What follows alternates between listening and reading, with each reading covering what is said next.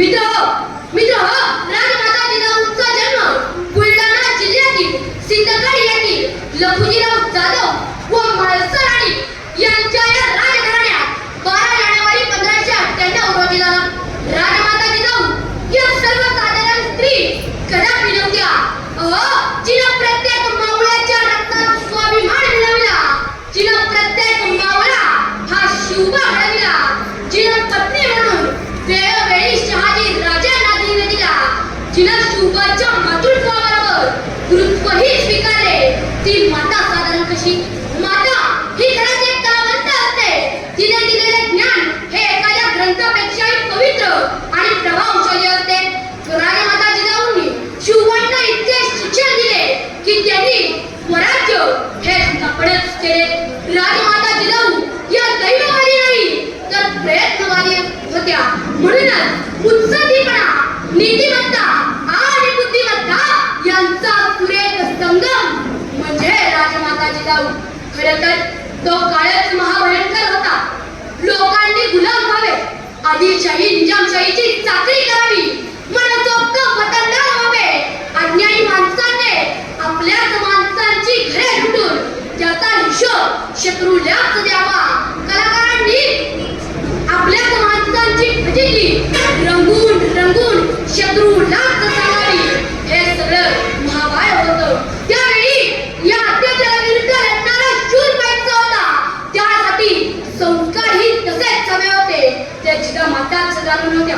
मी एका प्रसंगातून तुम्हाला सांगू शकतो की ते संस्कार कसे होते. राजमाता जिजाऊ व शिवराय हे पुण्यात होते व शहाजीराजे बंगळूरच्या जहागिरीवरती होते. तेव्हा शहाजीराजांनी राजमाता जिजाऊंना पत्र धाडलं, मला शिवबाला पाहायचं आहे. ते पत्र जिजाऊंच्या हातात पडताच बरोबर त्यांनी बारीक 8-10 वर्षाच्या शिवरायांना घेतलं व बंगळूरच्या दिशेने एक गाव उघडत निघाले. बंगळूरच्या जहागिरीवरती पोहोचले. जंगी स्वागत झालं, ओवाळलं. बापाची पोराची भेट झाली. छत्रपती शिवाजी महाराजांची व शहाजी राजांची भेट झाली. शहाजी राजांनी हत्ती दाखविले, तोफखाना दाखविल्या, सट्टा दाखविले, घोडे दाखविले, नाही त्या गोष्टी दाखविल्या आदिलशहाच्या दरबारातल्या. आणि एक दिवस संध्याकाळची दिवे लावण्याची वेळ होती. शिवराय कुठे दिसत नाही म्हणून राजमातांनी सरदारांना सांगितलं, म्हणे जा शिवबा कुठे आहे ते पहा.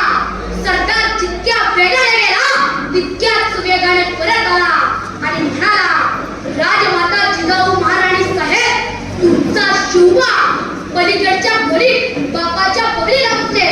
एक नृत्य म्हणा, पायात चाळ बांधून नाचते. सगळे तिला बघताय. तुमचा शिवबा देखील तिलाच बघतोय. आमच्या आऊसाहेब म्हणाले नाही, छत्रपती शिवाजी महाराजांच्या आऊसाहेब म्हणाले नाही की माझा शिवबा बघतोय म्हणून त्या बघूया. त्या तितक्याच वेगाने उठल्या आणि विजेच्या लग्नकाटाने धावत सुटल्या. नृत्यांगणा नाचत होती. तिला भेदरपणे पुढे सरसावल्या. नृत्यांगणा नाचायची थांबली, वाद्य वाजायची थांबली. तिला भेदरपणे पुढे सरसावल्या आणि आधी बापाच्या बगलीतल्या शिवबाला बाजूला काढलं आणि एवढ्या समाजात खाली वाजवली. त्या डबडबल्या डोळ्यांनी शिवबाने आईला विचारलं, आई तू मला मारलं माझ्या हिताकरिता.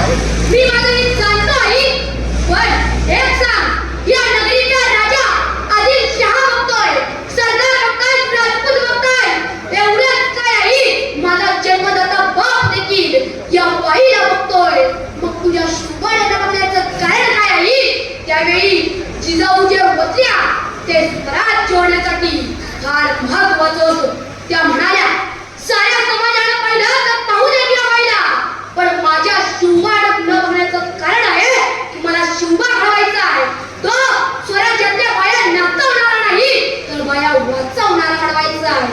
म्हणूनच या जगाच्या पाठीवरती कैकर राजे होऊन गेले, पण जगाच्या दरबारात बाई नाचली नाही व ज्यांना जिजाऊंसारखे संस्कार लावले असे एकटेच माझे शिवराय होऊन गेले.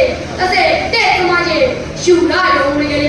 मुळात या विषयातील राष्ट्र प्रेरणास्थान हा विषय हा शब्द मला फार महत्वाचा वाटतो.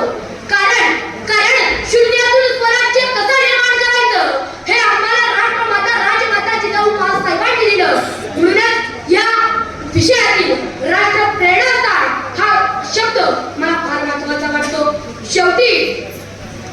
एवढं